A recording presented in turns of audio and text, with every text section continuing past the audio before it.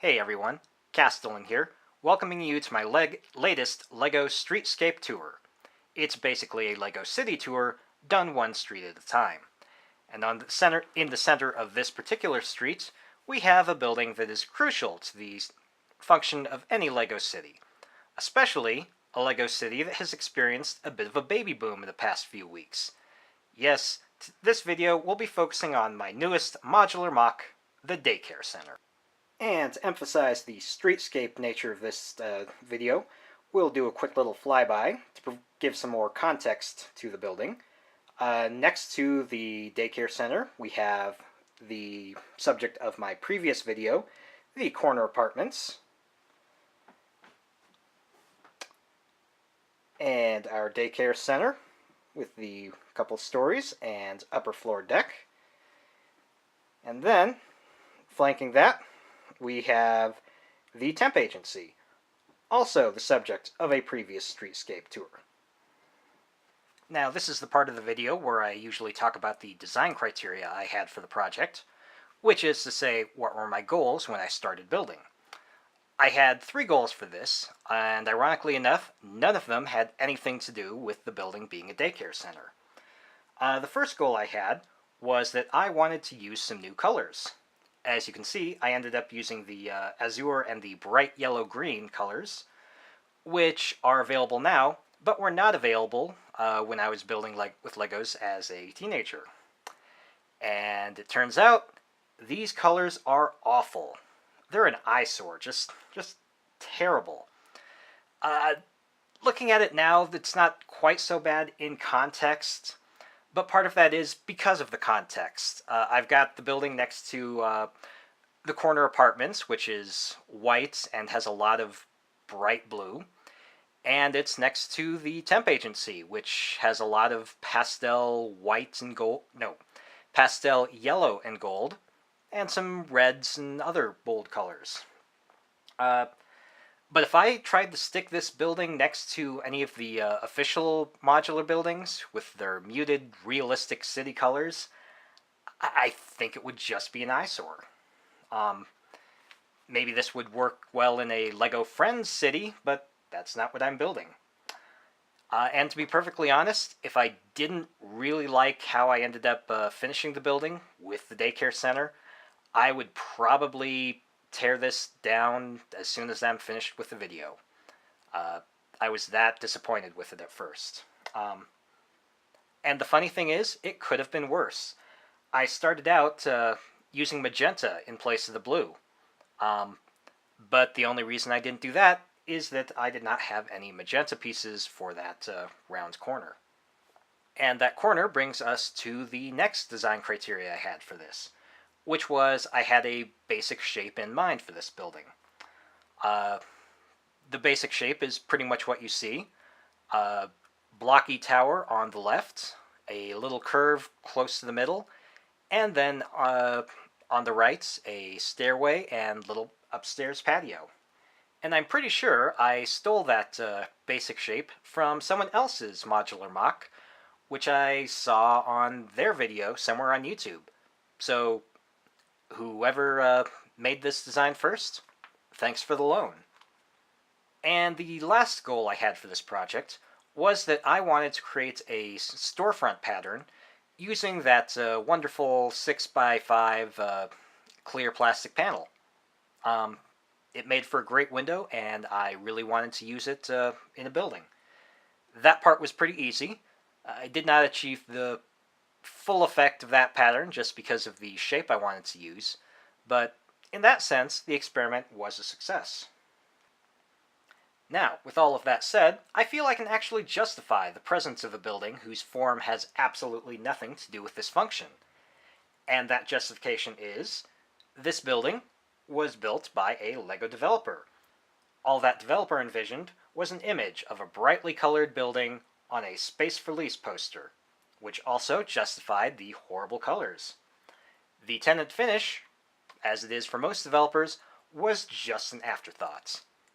The developer-driven nature of the project can also explain why the shell of this building came together in what amounted to a long holiday weekend, with absolutely no thought given to the interior until most of the building was finished.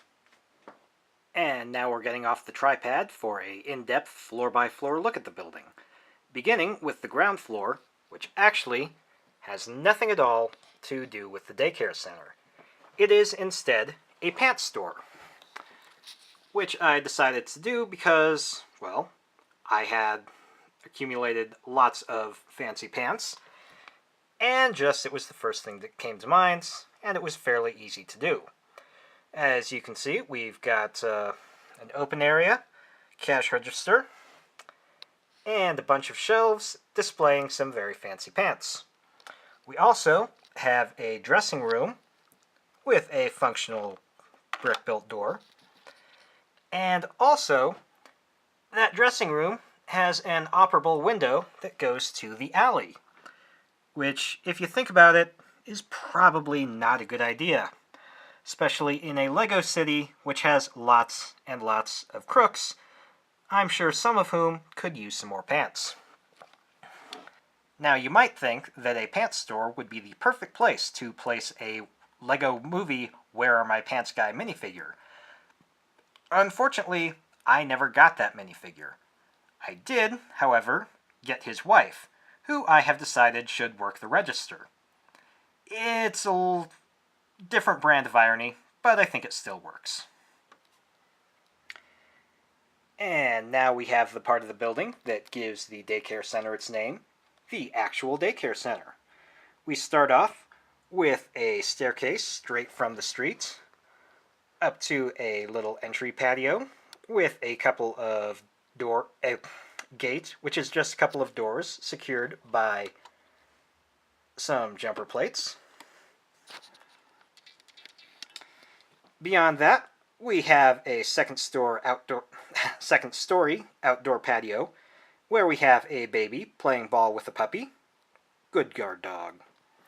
And then we have the daycare center proper, in which we have another little open area, a double crib with one sleeping baby,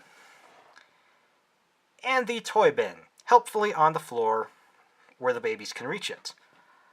On the other side, we have the main door, slightly ajar, a table with various baby taking care of stuff. It's a horrible way of saying things, but we'll just go with it. And then, with a reverse angle, we can see the best part of the daycare center, the actual changing table, where we've got a very big sink, big enough to wash an infant in. And then, it's hard to focus in this. We just can't focus very closely. And next to the sink, we have an actual changing table with a couple of sloped bricks to make sure that the baby stays right there. Let's see, above that, we've got a cabinet and some drawers to keep various stuff. We have a counter to keep more bottles, powders, and various other stuff. And you can sort of see there a little gap, which I was imagining as a built-in trash can for dirty diapers. Got to get that out of the way somehow. And also in that back corner, we can see a ladder which takes you up to the upper floor of the daycare center. Which brings me to a little tangent on the difference between building codes in the real world and building codes in the Lego world. In the real world, especially in the real world daycare centers, there are lots of building codes and rules you have to follow. For one thing, I doubt you could get away with a upper floor deck that didn't have a railing that was well higher than what we have here, if you could have an upper floor deck at all. And also, leaving the babies to be supervised by a dog is probably also right out. And also, if you did have a second story, which I'm not sure you could do for many daycare centers, you would have to have actual stairs, not just access it by a ladder. On the other hand, seeing that this is the Lego world, a ladder's probably just fine for accessing any upper floors. In fact, looking at a lot of people's MOCs on YouTube, half the time you're lucky to get any access to upper floors at all. A lot of buildings just require the Lego minifigure to teleport up there. So, while I'm not following the letter of the law in the real world, I'm generally happy with giving the Lego figures plenty of egress and such. And now we have the upper floor of the daycare center, which is used for office and administration. I'm going to start off by saying that this was really tricky to build, just because I built everything after the windows and whatnot were in place. Like I said at the beginning, this was essentially a tenant finish building, and it was kind of tricky getting walls and whatnot to align with outside walls rather than coming into the center of the window. Alright, and taking a closer look at the inside, we see right near the ladder, we've got a window, and then some big drawers for files and whatnot. A work desk, again, with some drawers for even more files. Then we have a bathroom with no door, because why waste the door pieces? We've got a very tight little sink, a toilet, and potentially a shower, because when you're dealing with babies all day, you're probably going to want to clean up afterwards. And then, on the other side of the bathroom wall, if we can see them, is one of my favorite parts of this build, the washer and dryer. Very simple stuff, but yeah, I'm kind of proud of how it turned out. Even, or maybe especially, if you can see it from the front. And then look at the roof. As usual for me, it's a very simple roof with a parapet wall around the edge, and a big HVAC unit on one side, and then in this particular place, right above the common wall with the bathroom and washing machine, we have a vent for the plumbing stack. And there you go, the full tour of my latest modular MOC, the Daycare Center. Like I've said several times, I'm still not happy with the colors. Even on a building for kids, it just looks garish. However, the interiors for this building, particularly the actual daycare center, has been some of the funnest times I've had on a MOC. So, overall, I did enjoy it, and I hope you did too. If you did, hit the like button. If you have a comment, please leave one of those too. And hit the subscribe button if you'd like to see more. Bye.